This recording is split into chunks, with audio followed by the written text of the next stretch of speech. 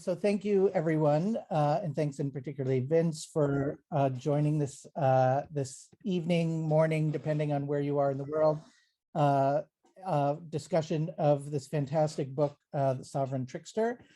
First of all, I'd just like to thank the sponsors for the event this evening, SULO, the Philippine Studies Initiative at NYU, the New York Southeast Asia Network, the Weatherhead Center for East Asian Studies at Columbia, and the Nordic Institute of Asian Studies based in Copenhagen. I think the scope of the co-sponsors is in part a reflection of the importance of this work, particularly, of course, in the middle of the election season in the Philippines. And particularly a shout out to Emily Tumale, who's, as always, the person who keeps us on time, on schedule, and fantastic logistics. So thanks again, Emily. So our structure for today is I'm going to ask Vince like some initial kind of framing questions, and then we have a lot of time. We'd like this to be as free flowing as possible. If people are comfortable asking a question, please just, I think we're all attuned now to raising your hand, and I'll unmute you so that you can ask the question. If you'd prefer to just post your question in the chat, that's fine, and I'll throw it to Vince during the discussion. And after the initial questions, we'll just kind of navigate back and forth between questions from the audience and kind of moderator's prerogative. And so Vince, I thought if we could start off with just kind of a broad general question in terms of, you write in the beginning of the book that you're much less interested in determining what Duterte is, a fascist, a populist, a warlord, a traditional politician, as to what he does, the techniques of his rule, the rhetoric of his humor, the administration of fear, the projection of masculinity and misogyny. So can you kind of frame that out as how you see this book different as perhaps a book that's trying to answer the question, you know, what is Duterte, of which there have been plenty of others, and how this is kind of a distinctive approach to understanding the Duterte phenomenon? Yeah, well, first of all, thank you everyone for coming. I'm just looking at all the people who signed in, and I'm really very pleased at all this interest on my book. And whatever discussions come out of this. And John, thank you. Emily, thank you for setting this up, as well as all the sponsors. I'm very grateful indeed. I'm just hoping that the questions that will come, we'll have a sort of shorter time to talk about, of me talking and more interacting with people who may have their own questions. The whole point of the book was, in some ways, this was a book that grew out by accident. I didn't intend to write a book on Duterte. What happened was that I had started to become very interested in Philippine politics, especially with his election in 2016, coincident with Trump's election at the same time, a few months later. And then I started to think about what authoritarian populism might mean. Many people had sort of written, especially political scientists, had written about the sort of the phenomenon, if you will, of Duterte, and what exactly was he? Did he represent something very different from the history of Philippine political culture? Was he something? Did he, amount to a rupture, or was it a sort of continuity from older forms of ruling? And so I thought, well, instead of writing yet another political science tract, I thought I would do what I was trained to do, which is to historicize his emergence, as well as to historicize the discourse around him. And for this reason, I characterize this book as a kind of, what I call a kind of prismatic history. When you look through a prism, things break down. They don't necessarily unify into a whole. You can bring things at a distance at the same time that you're bringing things up close. So what the book really amounts to is a kind of attempt to provide a prismatic history of Duterte, not a unified account. And also it's not a unified account, but a kind of assemblage, that will put different aspects of his rule together, ranging from the sort of electoral history that he comes out of, the dynastic history that he comes out of, as well as putting together or contextualizing his regime in terms of not just electoral politics, but also in terms of a long history of counterinsurgency, as well as more current history of neoliberalism. So, I mean, in many ways, the book is very much a history of the present, that seeks to account for its roots in the past, even as it moves forward into a future that is already passing. So these are some of the things that I thought I would Duterte. Finally, the last thing I want to say about this is that, in another interview, somebody asked me, well, what do you hope to accomplish with this book? And my response to that is, well, I'm not really sure. A lot of that depends on the kind of reception it gets and the kind of readership it attracts, whether it's a readership that is sort of concerned mostly with the Philippines, or a readership that's concerned with a sort of comparative understanding of authoritarian rule. Certainly one of the things that I wanted to do with this book was to leave this a kind of reminder, now that we're heading towards the elections of May 2020, where everyone is busy looking towards the future, but to leave it as a reminder of what has immediately preceded it, the style of rule, what some people have called Dutertismo, that will definitely leave its legacy in whatever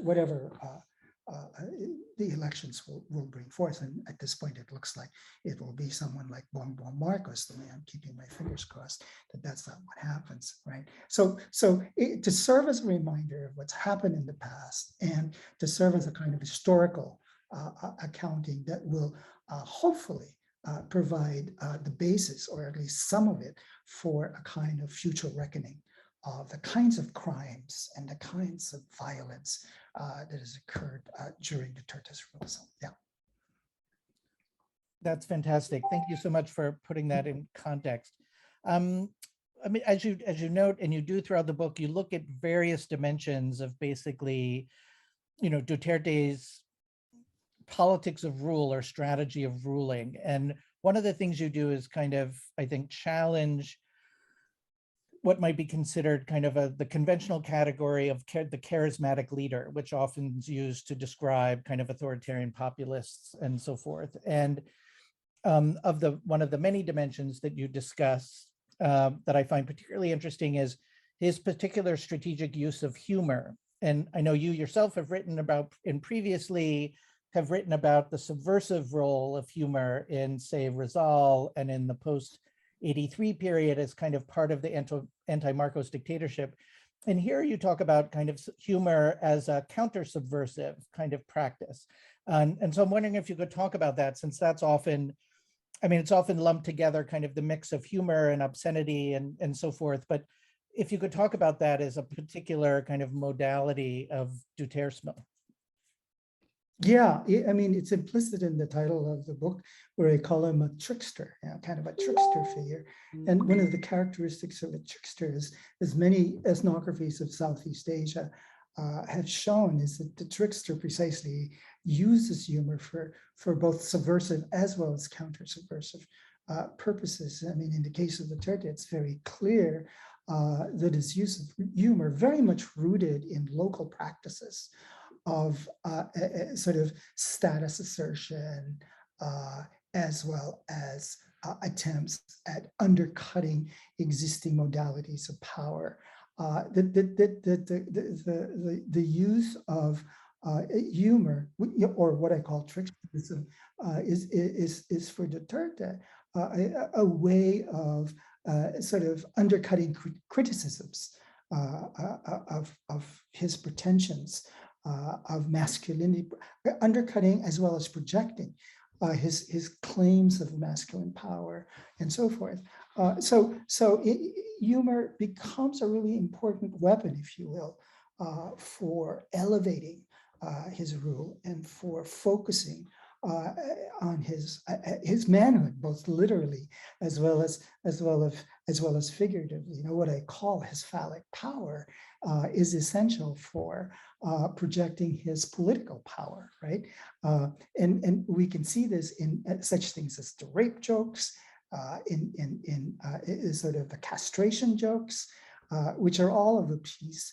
And they're all attempts at, sort of once again using misogyny to undercut any kind of feminist critique of his patriarchal pretensions, as well as disciplining. I mean, it has a kind of disciplinary effect on sort of attempts to critique his manhood, all of which come together in what I've been calling the aesthetics of vulgarity, right? Where, as Shio Mbembe very nicely puts it, and again, this is something that's not unique in the Philippines. You could see this among many, many authoritarians around the world, Donald Trump, Bolsonaro, all of these people who use vulgarity as a way of establishing this sort of relationship of conviviality and community between rulers and ruled, right?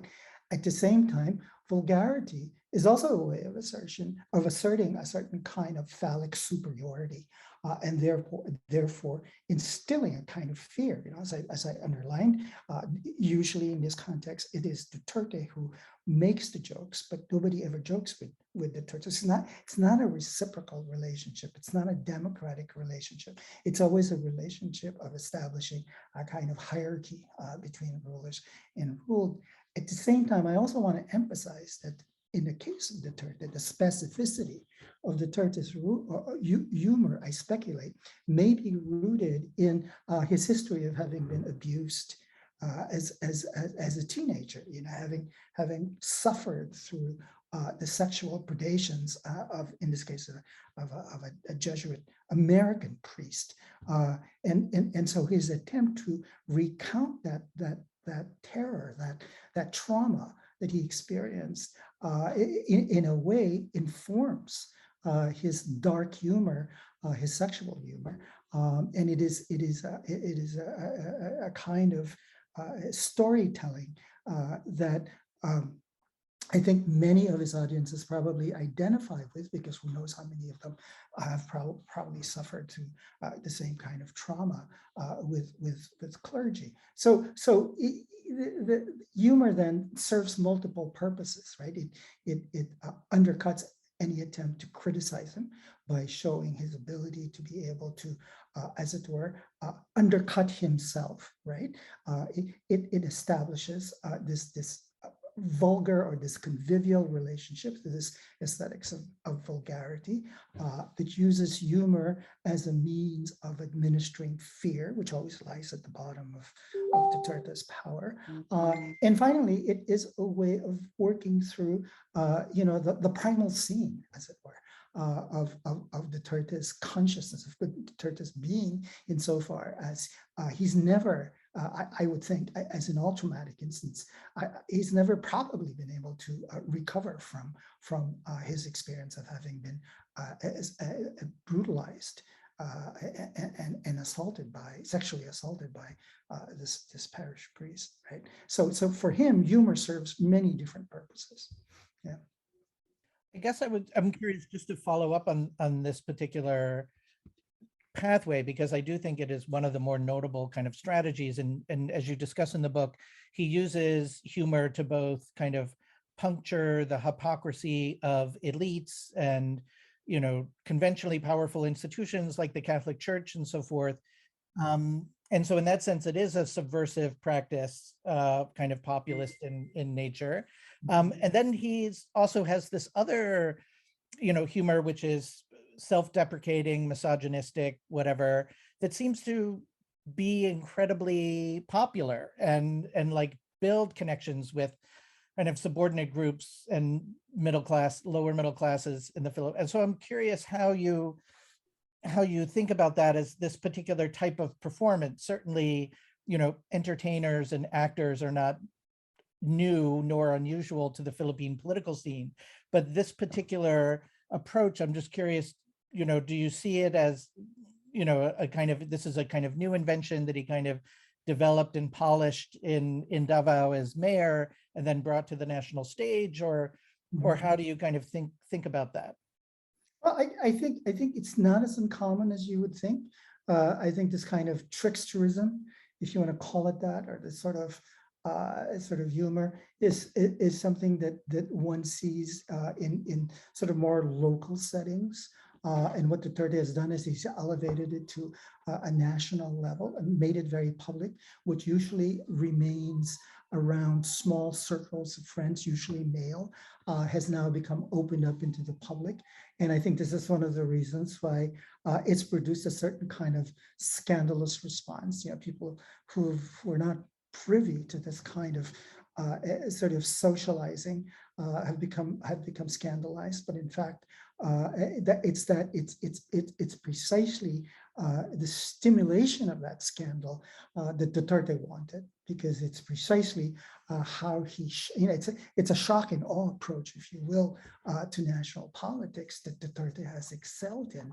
But the tactics that he uses, the trickster tactics that he uses, as I say, isn't entirely new, and this is something that's been common for many years. It's deeply embedded in sort of local traditions. There isn't a single. Tricksterism, the conventions of tricksterism is incredibly widespread. Every single ethno-linguistic community in the Philippines, as well as in Southeast Asia, has all these traditions of tricksterism. So it isn't unheard of, but as I said, its elevation to national politics is something novel that perhaps Duterte has done, along with his love of obscenities and his sort of unapologetic misogyny. Just want to remind folks that we're trying to make this as informal as possible. So if people do have questions as we go along, either something from the book or in response to anything that Vince is saying, to please either feel free to raise your hand and I'll ask you to speak, or if you'd prefer to just type your questions into the chat, I'll be happy to pitch them to Vince. So while we're waiting for some folks to throw that in there, so you frame this, and so tricksterism is kind of one side of what you identify as Duterte's governing style. On the one hand, he is the trickster, disarming his critics, endearing himself to his supporters. And on the other hand, he's the sovereign. And he decides, as you note, he decides on the exception, setting aside law and putting certain groups to death. And that you articulate, well, that there's kind of, again, two dimensions to this. One is, of course, the drug war and the kind of authorization of widespread killing as part of a modality of governing that he was very explicit about during the campaign and followed through immediately upon assuming office. And then the other part of the death is you identify as part of his broader narrative, which he refers to his illnesses and so forth, and how he has conquered them and so forth. And so there's kind of this due aspect of kind of engaging with death. So after having talked about the tricksterism side, I'm wondering if you could talk a little bit about the sovereign side and death. Yeah. Well, as you rightly put it, the question of sovereignty, as it's been discussed in sort of classical political theory, sovereignty is always about the right to take exception. The sovereign is he, and usually it is a he. It decides on who should live and who should die, right? But the question, the history of sovereignty, of course, has evolved, and in the sort of decolonized, or at least post-colonial states, the question of sovereignty tends to get transferred on to the people, as it were, and to the representatives of the people. Still, there remains an ongoing tension in post-colonial, especially post-colonial republics like the Philippines, right?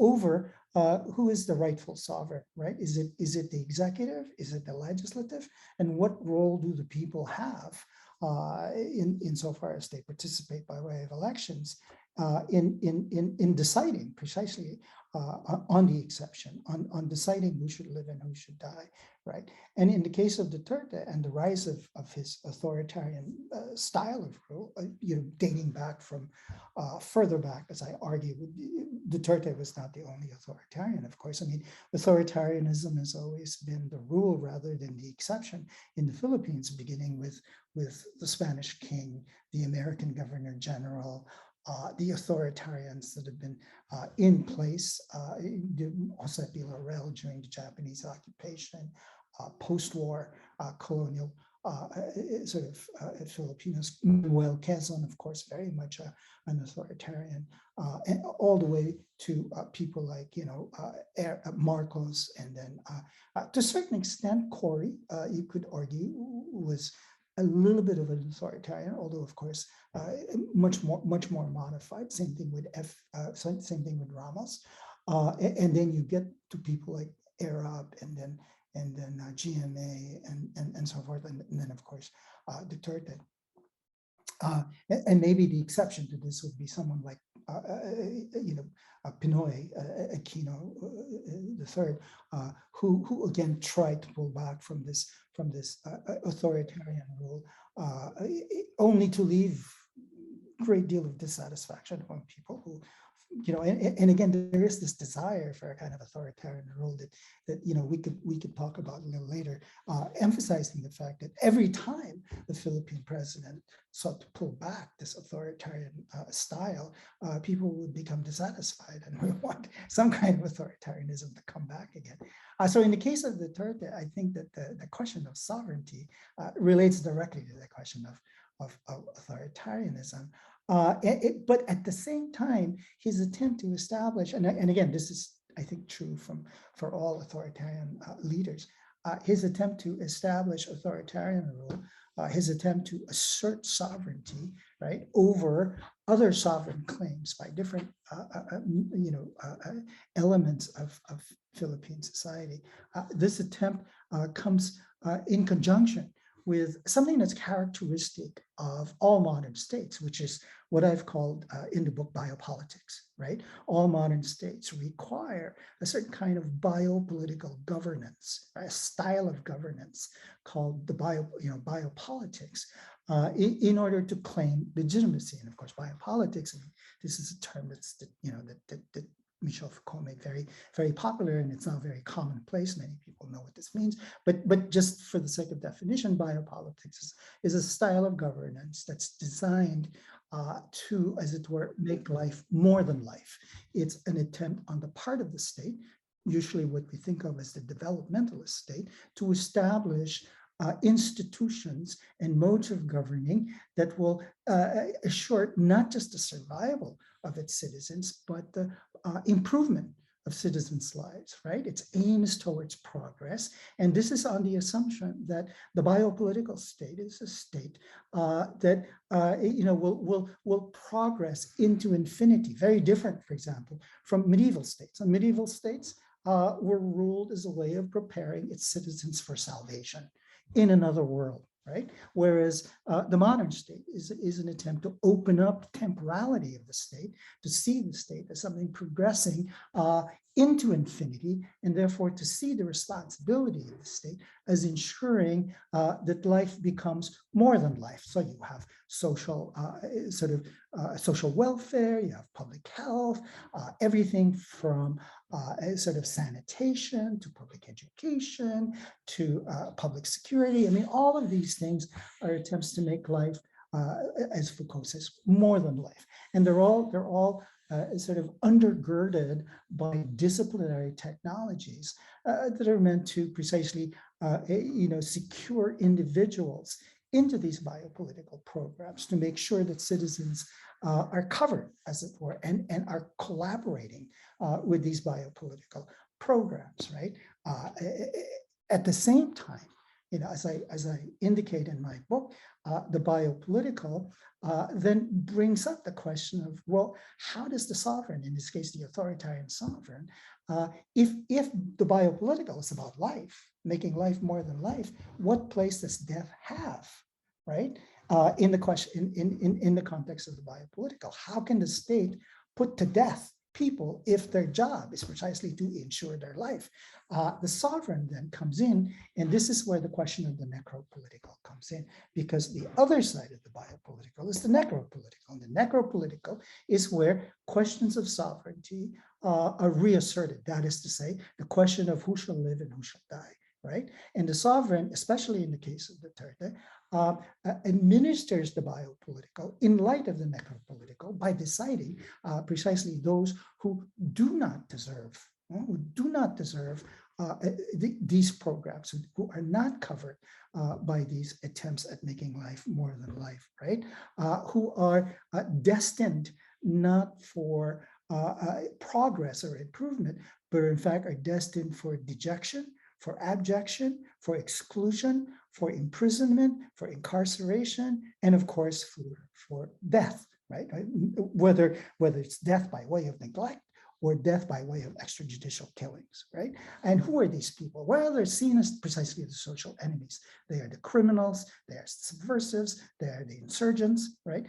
They change. The identities of these social enemies change, but what remains constant, and these are enemies that are located inside the state, not outside the state, right? Inside the state, and inside the state, these are the people who are today, under Duterte's rule, are of course the drug dealers, the drug users, right? Whereby drug use and drug dealing is seen precisely as existential threats to society. And therefore, those who engage in it are designated as social enemies. And as social enemies, they are not entitled to biopolitical administration. Instead, they are targeted. They are targeted for necropolitical elimination. Right, and it is this dialectic, if you will, between the biopolitical and the necropolitical that I think characterizes. It was one of the more essential features of Duterte's rule, just as it has figured. I want to emphasize it's not just Duterte who does this. It's figured in earlier administrations, but with Duterte, it's taken on a sort of massive significance, a spectacular significance, because precisely of the drug war. So. And that's where the question of sovereignty comes in, right? So he jokes and then he kills. Great, thank you for that. We do have some questions that have come in from Kenneth Cardenas. The question is, now that now that Tricksterism is at the scale of national politics, what might be the prospects be for recuperating the trickster for subversive, anti-patriarchal, even queer ends? I think that the possibilities are endless. You know, one of the more recent fascinating attempts at recuperating this kind of aesthetics of vulgarity, which is what Tricksterism is about, right? It's this aesthetics of vulgarity, is Walden Bello. Walden Bello has come out and said, "Fuck you, Marcos. Fuck you, Sarah." Right? And so he's used the possibilities of vulgarity to sort of push back, if you will, against these attempts to restore Marcos and to retain Sarah Duterte. Will it work? I don't know. I don't know, because Walden Bello is an intellectual. I mean, he's very, he's a respected scholar. He's never killed anyone, at least not to my knowledge.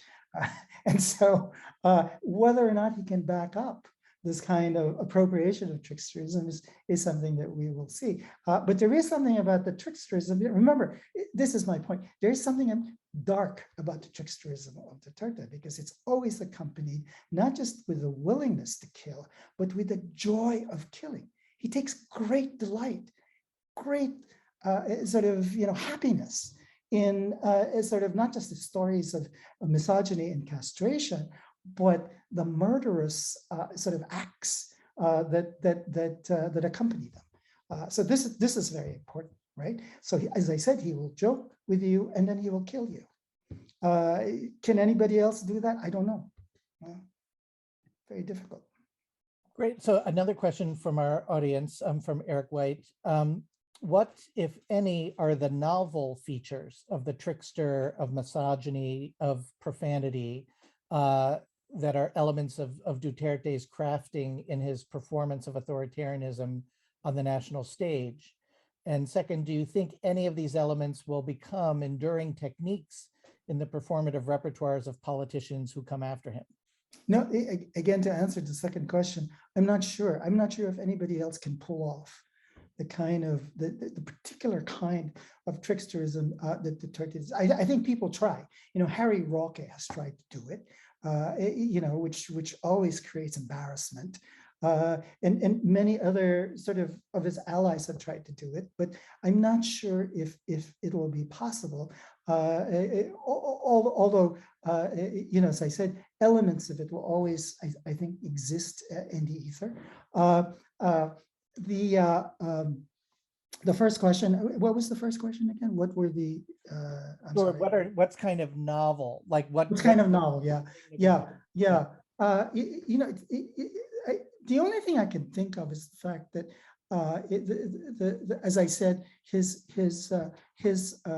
sort of carnivalesque, if you will, to use another term, right? His carnivalesque approach to politics, which is meant to produce precisely a counter carnivalesque effect, right? So the carnivalization of politics ends up producing this counter carnivalesque approach that we see, for example, in the extrajudicial killings that were characteristic of the drug war. The photographs of the dead bodies, the sufferings and the sorrows of the families affected by the drug war. These were spectacular, right? So the spectacularization of the drug war is the other side of his carnivalesque approach. So tricksterism and murder, once again, coming together. Maybe we can think of this as a novel approach, but I think if you studied the history of Arab Estrada and GMA, you'll see some features of these, right?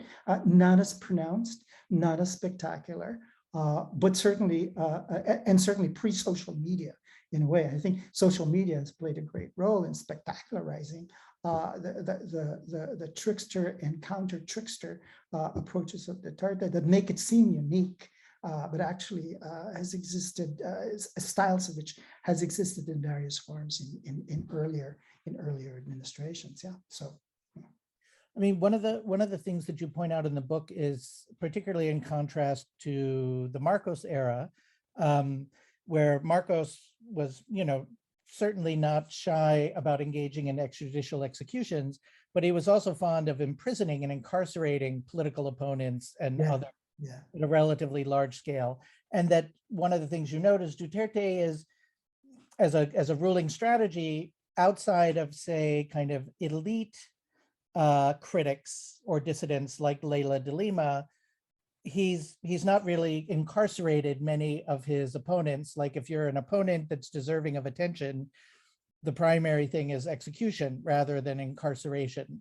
And that you noted that seems to be one of the distinctions from Marcos, with whom he's often compared, and to a certain extent, right, Corey, right, who kind of in the aftermath, certainly there were fewer political prisoners under Corey, contrast to Marcos, but the relative rapid, emergence of kind of death squads and assassination of left progressive activists and so forth during her reign was something that was, somewhat distinctive. So I'm wondering if you could talk a little bit about this. As I was saying, I mean, the question of political prisoners. What was it? The figures are, Marcos had over 30,000 people who served as political prisoners, right? All of whom were tortured, many of whom were killed. The history, the brutal, gruesome history of the Marcos regime is precisely inscribed in the life histories of these people who have been tortured, right? And I've tried to talk about this in some parts of the book, especially the shorter pieces that are in the book. On the other hand, in the case of Duterte, as I said, there are like 600, maybe less, who were considered to be political prisoners,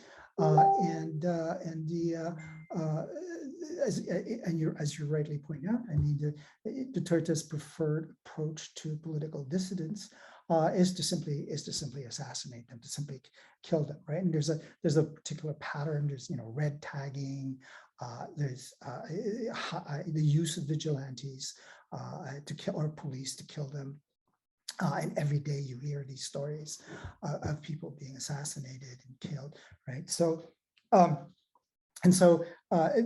effect of this is that the people who are killed, of course, are not going to be around to tell their stories. Unlike political prisoners under Marcos, many of whom have narrated their lives of suffering and horror. But in the case of Duterte, there's not going to be any of that, except, of course, for people like Laila de Lima, assuming that she's not killed, and of course, hopefully she's not.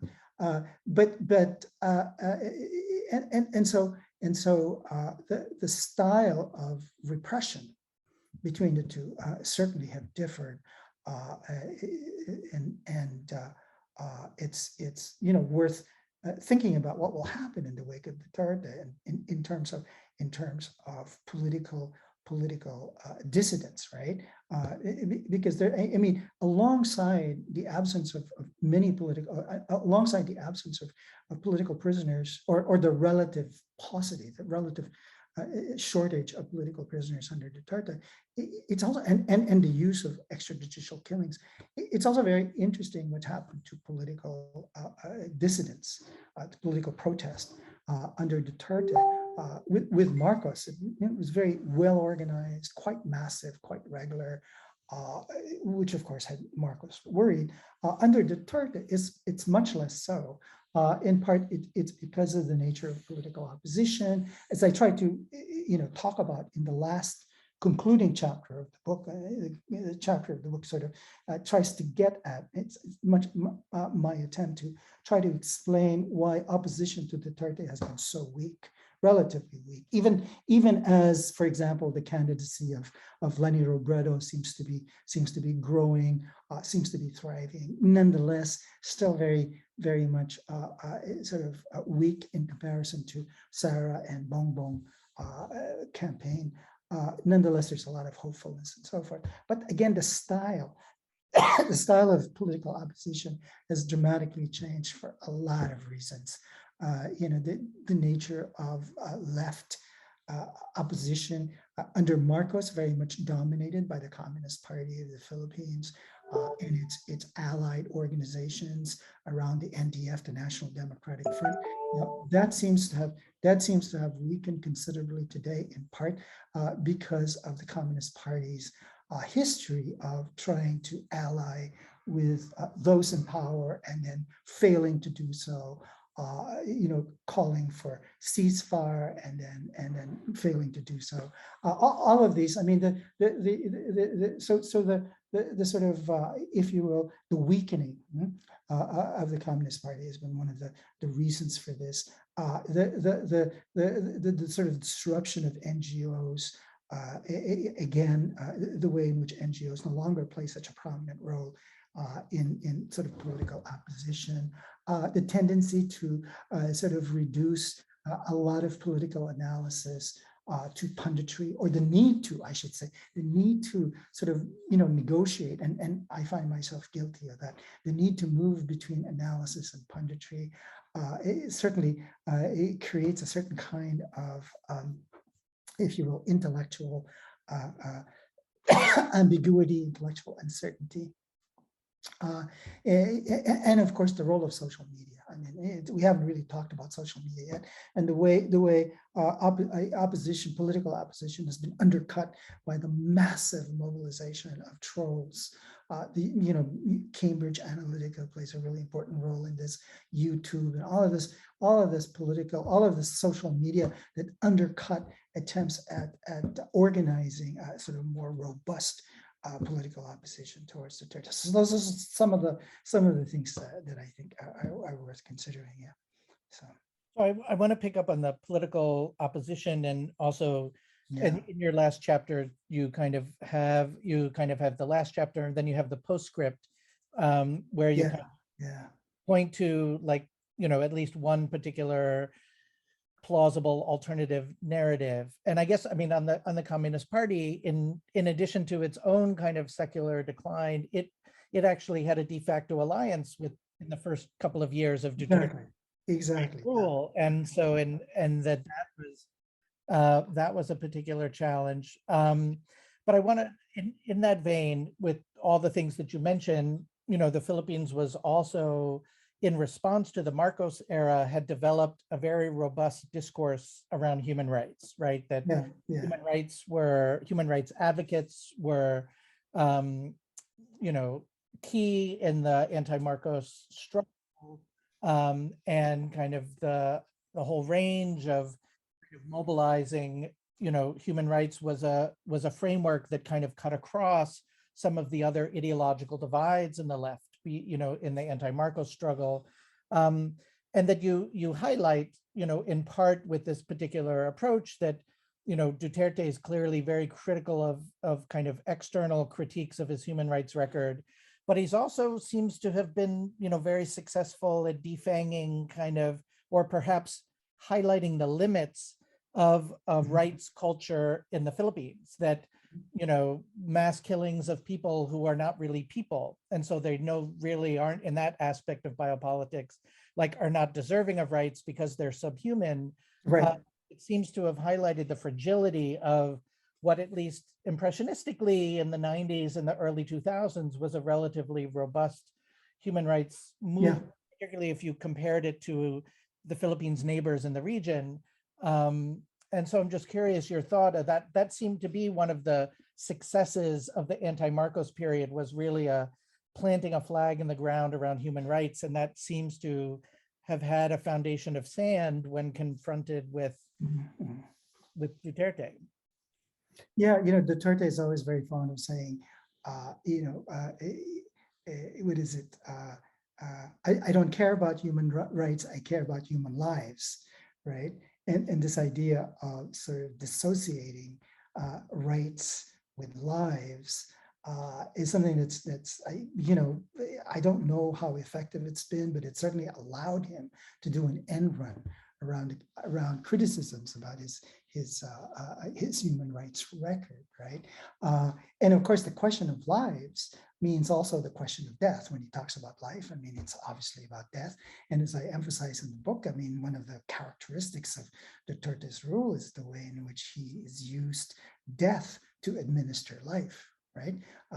And again, this comes back to the question of biopolitics and necropolitics, and the necropolitical undergirding the biopolitical. And so the question of human rights has been, as it were, marginalized in the regime of Duterte. He's been able to sort of assert the fact that, as far as human rights are concerned, I mean, these are things that these are imperial impositions, right? Which is a very common, it's a very common response among a lot of authoritarians in the global South, right? Oh, these are Western notions, these are Western concepts that have no relevance to what we are. We're concerned with criminals, we're concerned with administering justice in the most expeditious way.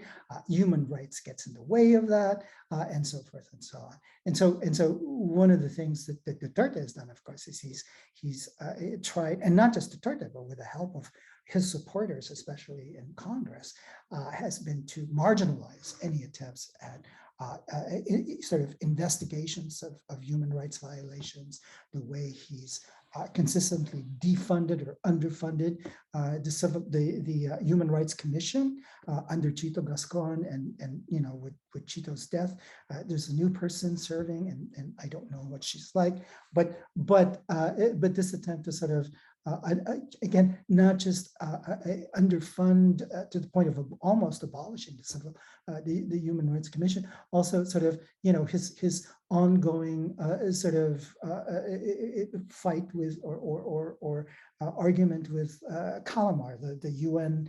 What's her first name? I think I can't remember her first name, but Calamar, the UN rapporteur for human rights, the way he's consistently insulted her, demeaned her. And so again, these are, the sort of trickster sort of rhetoric used to get around the question of human rights and to frame it as an imperialist Western imposition that has no place in the Philippines, and that's the way he's responded. So it's been for human rights advocates, it's been very, very difficult to sort of hold him up to that. And of course, one of the reasons why Laila de Lima is in jail is precisely because of her attempts to investigate human rights violations of Duterte and Davao, right?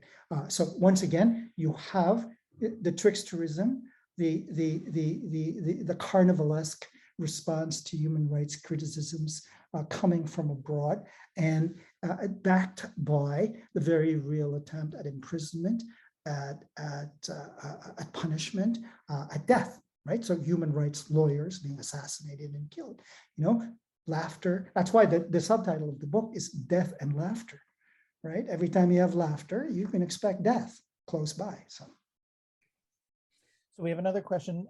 Luis Francia is writing, wondering what impact Duterte's pivot towards Beijing has had on the Chinese business community in the Philippines, given that he is particularly close to Filipino Chinese entrepreneurs.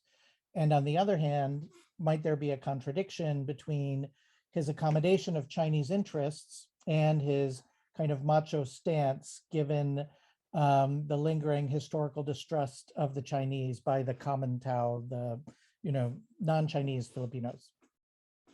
Well, there's always contradiction. It's just one of the things that characterizes any authoritarian rule is the prevalence of contradiction. Sure, on the one hand, Duterte claims to be anti-imperialist. On the other hand, of course, the imperialism of China seems to be just okay with them.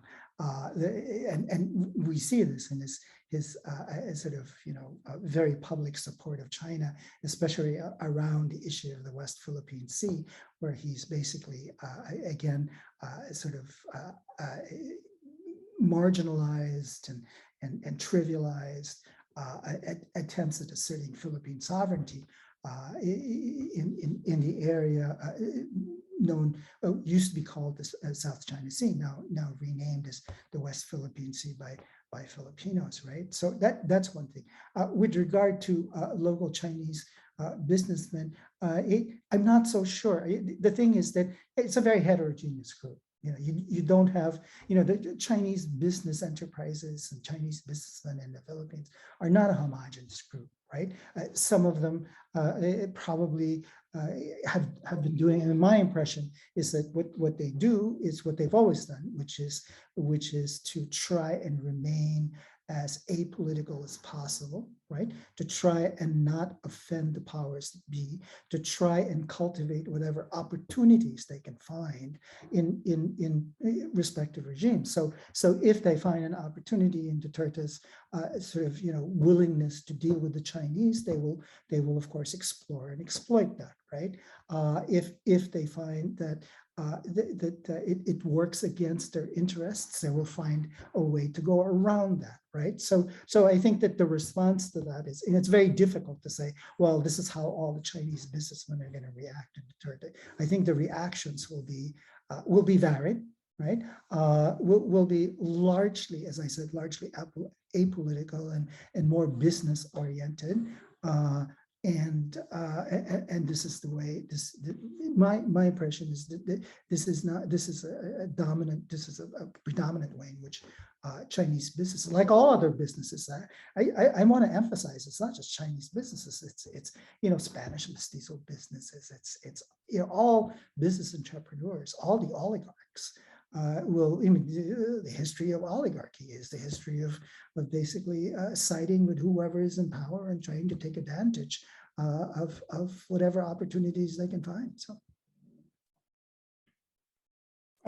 So we also have a comment, I think, from within the household that Lila is asking, or not asking, but making a comment that I think it would be helpful for you to comment on, is kind of how the drug war has had a particular class dimension to it, that the focus has really been on criminalizing alleged use or distribution of crystal meth, shabu, as opposed to heroin, ecstasy, coke, Yeah. the preferred drugs of wealthier classes. And so that this is not a universal moral crusade. This is a particular marriage of a crusade against a particular subgroup of folks. And the large scale drug lords have not really been targeted, but again, it's allegations of either small drug users, small scale drug, and not really, at least in the context of crystal meth, tied to imports from China or manufactured with support of Chinese capital. So wondering if you could talk about that particular aspect of it, that it's not an overarching temperance crusade, but it's a particularly narrowly targeted one. Yeah, no question. The drug war has been a class war, right? To the extent that most of the victims have been poor people, residents of sort of more impoverished barangays, whereas those wealthier folks who live in the gated communities have largely been unaffected by the drug war. They don't live in fear of police taking down their names, putting it on a list, which is the standard feature of Operation Tokang, the way in which the drug war has been played out. Whereas those who live in, as I said, in impoverished barangays have been definitely targeted. There's no question that the drug that's been targeted is meth, that is shabu, versus sort of higher end drugs like cocaine, heroin, and so forth. So it's interesting how Duterte has called out Bongbong Marcos for his own cocaine use, because there's no question about his drug use too. But anyway, so there is a very pronounced class dimension to the drug war. But as I've tried to indicate in my book, there's also the drug war should be seen not just as a class war, but it also should be seen as a civil war, right? Because many of the people who have carried out the drug war come from the same class as the victims. So when you think about the policemen, who are not exactly rich, when you think about the vigilantes, when you think about the barangay officials and the tanods, who are the main informants of the drug war, right? They're the ones who provide the lists. They're the ones who point the police to where alleged drug users and drug dealers live, right? So it has also been a civil war. It's also been a civil war in the way in which Duterte has been very specific about which drug dealers he will target. He will target rivals rather than drug dealers as such. So the many drug lords, Peter Lim, for example, who's I think is related to Duterte, and various other drug lords, the Chinese, for example, who supply much of the drugs and so forth. He will not target those because they are considered to be cronies or they're considered to be allies, but he will target those who he considers to be rivals. So there's a civil war element that cross-cuts the class element of the drug war, and so it makes it even more complicated, right? Yeah. I'm wondering if you could also, in the context of the discussion of kind of the misogyny and targeting, that there's a class dimension. So Leila and Maria Ressa, who have been kind of two prominent targets, again, have been targeted through kind of the criminal justice system, like courts, imprisonment, and so forth, as opposed to murder, which is a contrast from, activists, human rights activists, and others who may have been targeted, who are from lower middle classes. And so, how to think about this, the class dimension through, on the one hand, the killing thing, and on the other of the specifically misogynistic dimension of. Yeah. Yeah, I mean, that's a good question. Why haven't they just been assassinated? Why haven't they been just killed like other human rights advocates? Certainly there is, again, there is certainly a class dimension, and the fact that their assassination would have produced an international outcry, just as the prosecution has produced an international outcry. So Duterte may have wanted to avoid that, but on the other hand, there's been no shortage of what I want to think of as a kind of social death. If they haven't been literally killed, they have been subjected to humiliation, to both sexual and physical. They've been subjected to unending prosecution, both in social media as well as from the official halls of Congress, which I think amounts to what you might think of as social death, right? Neglect, harassment, continuous sort of demeaning treatment. All of which I think is a form of killing, if you will, an attempt to drive them into the outer reaches of decency and so forth. So while they haven't been literally killed, you could think of them as having been socially, certainly socially murdered, if you will, and every single day of their lives is a life lived precisely in these horrible conditions. I mean, in some ways, of course, nothing compared to actually being literally killed. But there is a kind of sort of necro-political effect that you can see, grinding them down every day. So another kind of comment question combo from Kenneth Cardenas in terms of Duterte's connection to kind of Filipino Chinese elites. Would it be more accurate to characterize it that there was kind of a Davao clique who was, kind of that he was particularly aligned with, some of whom happened to be Filipino Chinese?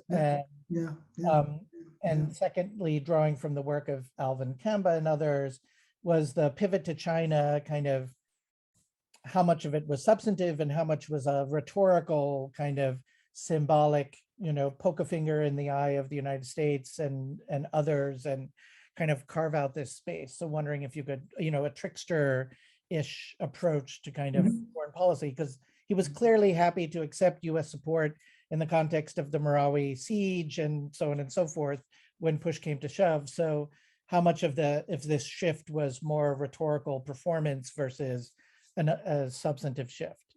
Yeah.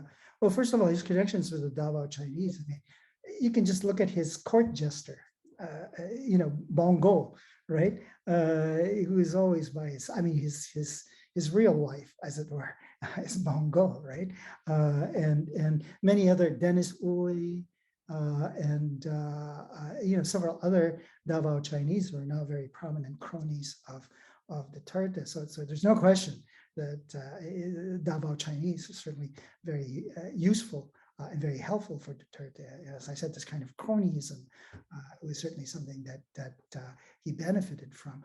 With regard to the question of how substantive the pivot to China, I mean, Alvin Kamba's work has been absolutely brilliant in sort of raising these questions and whether or not, it was substantive. I mean, you can see the way in which Chinese promises to help develop the Philippines, to provide infrastructure and so forth, has amounted to very little, and basically the Chinese have been using Duterte to expand their influence and to secure their claims to the South China Sea. And in exchange, the kinds of infrastructure promises have actually been very, very sort of marginal. So, I think Duterte has been played basically by the Chinese. So. So I wanted to bring up, you referred earlier to the election and, that Bongbong and Sara Duterte are kind of in the lead, and wondering if you could just, speculate on, both what you think the likelihood of them winning and also what you think the implications would be for kind of the future of either sovereign tricksterism in the Philippines or just kind of modes of governing kind of moving forward. Yeah, I really hate speculating about I hear you. it. Yes, as a You good know, historian. yeah. Again, that's what separates me from political scientists. I'm a historian of the present, but not a historian of the future. Although that would be fun too. Just very quickly, of course, the prospect of Bongbong and Sara Duterte winning the elections is one that fills me with incredible dread and with incredible it means extremely worrisome. I think it will mean the continuation of a history of plunder. There was, of course, a main feature of Ferdinand Marcos's regime. It will mean the emergence of new and old cronies that will, take advantage of Bongbong's relative ignorance of things political, and his incapacity to actually have a vision of his own. It will mean the continuation of the Dutertismo, or the Duterte style of rule under his daughter, Sara Duterte, the continuation of extrajudicial killings. In other words, I think as Sheila Coronel put it, I mean, Bongbong and Sarah is a kind of a zombie apocalypse foretold, right? Except I wouldn't use the word apocalyptic because, of course, life continues. But it will be, I think, a terrible, terrible era. Is it going to be worse than Duterte? I don't know. It's hard to say. My guess is that it will share many features with the era of Duterte. It probably, will ramp down the scandalous discourse and exchange for some sort of cover of civility. But it's going to be bad news all around. So, yeah.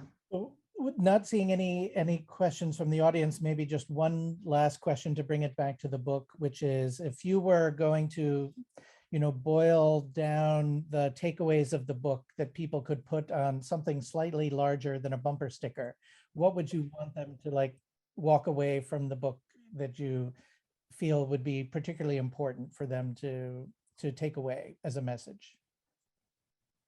Oh, that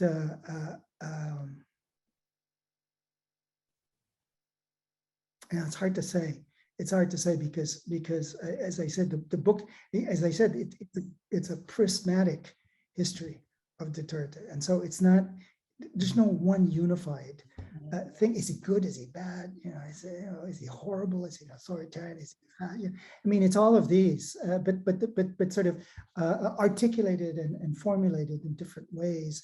I think part of it, and a great deal of the book, is not just about Duterte. It's about the responses to Duterte. The chapter, particularly on photography, which was the hardest chapter to write. Chapter 5, photography and the biopolitics of fear, which is about the explosion of photographic representations of the victims of the drug war. It was very difficult for me to write because it was like, on the one hand, my liberal side and my pro-human rights side thought, oh yeah, these photographs are really, really important. On the other hand, my realistic side, if you will, also it came to the conclusion that in the end, the photographs were less than effective, that it didn't stir the kind of political opposition that you wished it would have. I mean, initially it did, but that very quickly died down, which then led me to think about the way in which the administration of fear, the government by fear under Duterte, resulted in what you might think of as the reorganization of people's sensorium. Right? I mean, it's like they at some point they stopped seeing the corpses. They stopped thinking about the killings. There was, and I think this is one of the most horrific legacies of Duterte, is that he managed to normalize these murders. He managed to get people to incorporate this notion of fear as something that was necessary for security. Right. So that would be one of the takeaways, is the way in which in which government by fear became normalized, right? Became normalized under Duterte, and it's one of the things that really I think it's cause for enormous alarm, at least on the part of people who are invested in human rights, who are invested in democracy. What he's done is he's cultivated a much larger field for anti-democratic sentiments, and it's very difficult for people who are pro-democracy, who are pro-human rights, to sort of intervene in that. And that's hence the sort of pessimism, the general pessimism of my conclusion is the way in which the normalization of the drug war, of government by fear, et cetera, it comes with the sort of practices of community and community building and community making by way of intimacy, by way of, what I call pakikisama, by way of discarte, of improvising ways to sort of negotiate status within the context of pakikisama, how all of these have resulted in, as I said, normalizing the sort of Dutertismo that we've seen over the years. And at the moment, something like the community pantry, which I suggest in the postscript, might be a way of countering that. Or something like the candidacy of Leni Robredo and the assertion that somehow what's the slogan, that love is better, that love is the most radical thing you can do, right? Love is a form of radicalism. That these attempts to assert that may not be enough. It may not be enough. Yeah. But I thought that the chapter, particularly on the contradictions of the visual documentation of war, which is clearly, again, also an archetype of kind of journalistic practice, of human rights practice, that this kind of documentation is going to be essential and necessarily. And you highlight how, on the one hand, yes, and on the other hand, it becomes kind of almost a celebration of this performance of, this is the demonstration of this sovereign practice of killing people. And I guess, one of the few cases, which is kind of the counter example to that, would be like the killings of Kian de los Santos, Carl Arnaiz, and Reynaldo de Guzman, which were, for a moment seemed to be the possibility of like this counter narrative in the face of the police lying and so forth. But that ends up being the exception that proves the rule of not really building a sustained opposition. And that, of course, many human rights advocates at the moment are, focusing on trying to build the case that they hope they can bring against Duterte once he leaves office, which is about documenting those killings. But I think that was, I will admit, to be one of the most frustratingly persuasive chapters in the book, which is like, we want this to be, the powerful documentation of this murderous practice. And it did not seem to resonate in that way. Yeah. You mentioned the police, and of course, the question of the police is crucial in all this. That if there is going to be some sort of, a dramatic social change, it'll have to do with rethinking the way in which power relations are generated from the local level. And the police figure in very importantly in this, because as much as people may be critical of the police, as much as they think of the police as predatory, at the same time, people in these communities turn to the police for help. They turn to them for, whenever there's domestic violence, they call in the police. Whenever there's any kind of thievery that goes on, crime and so forth, they turn to the police. So the police always face both ways. They're both those who sort of prey on the community, but at the same time, they're seen as people who hold the community together, right? They're figures of authority that the community always turns to, even if they have to bribe them, even if they have to, suffer their corruption and so forth and so on. How do you change that? How do you change the police in these contexts? Perhaps by changing the justice system, but then the justice system, as we know, is very sort of difficult and is itself quite corrupt, right? So policing and justice, unless you can change those, it's very, very difficult to change the what I call the prevalence of the authoritarian imaginary, right? The tendency to turn to authoritarian figures who are in fact the very figures that oppress you, but at the same time you look to them as figures who can provide security and who can provide a modicum of safety in your communities. So, you know, what do you do? I mean, you know, it's the same situation, I think, in the United States. It's the same situation in many other countries, right? So it's really difficult to provide an answer as to, you know, what will save people. Hence my largely pessimistic conclusion to the book. Underlining the fact that pessimism is not the signal at the end, that pessimism is actually the road towards some kind of hope. You know, where that hope will come from, we don't know. That's a different. So I think Isabel has a question. Hi, thank you. Yeah, well, I hope it's fair, this question. We're looking at Duterte as a leader, but I was wondering if we could switch. And I'm curious about your thoughts on what kind of people, I mean, this is not to homogenize the population or the populace, but what are your thoughts on that part of the populace that is attracted to this kind of leader?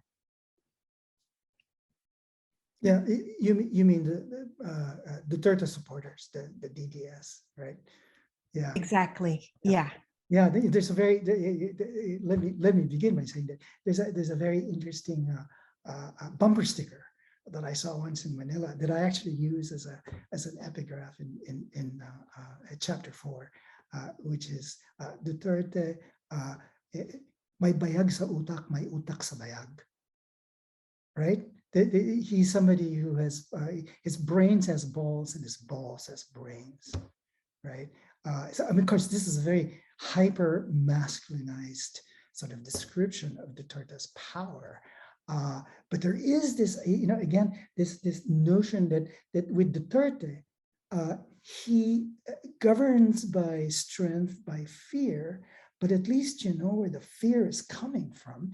You're able to localize, right, the source of fear, and that provides you with a sense of safety, right? Versus a situation where fear comes from all places, right? So it's very common to hear people who live in these poor communities, when you ask them about Duterte, they'll say, well, at least it's safe now.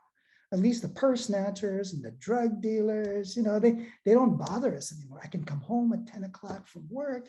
I don't have to worry about walking to my house. I won't be attacked, etc. It's a very common response whenever you ask people, you know, about Duterte, right? Especially among the poor people. So that's one of the ways in which you could understand the kind of support that Duterte gets, right?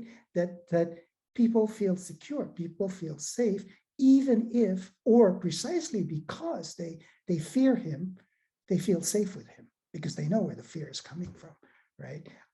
The other example is, you know, the story I tell about the film by Brillante Mendoza. Brillante Mendoza has this public service PSA film that he did right around the elections in 2016, where he shows a very short video of a mother who is an OFW, an overseas Filipino worker. You know, on the one hand, she's abroad, she's having to take care of other people's kids, she's cleaning the bathroom, she's doing all these other things in order to be able to remit money to her son. Her son, on the other hand, is someone who wastes the money, who uses it to buy drugs, to get drunk, to get in trouble, right? So the video shifts back and forth between the mother cleaning the toilet and the son smoking shabu, right? And having illicit sex, right? And getting beaten up. And it ends with the mother calling the son to send money, and the son sort of having been beaten up and crying and telling the mother, you know, please send me money and so forth. I mean, it's a very standard trope, right? That demands of overseas work have torn families apart, have driven mothers to become the breadwinners and sons to become the undisciplined recipients of this money. Money itself being a substitute for love, you know, a very poor substitute for love. And so the implication of the film is that here's Philippine society. It's a society that's broken apart. And why is it broken apart? It's because the mother has to be the breadwinner. The son is left abandoned. Where is the father?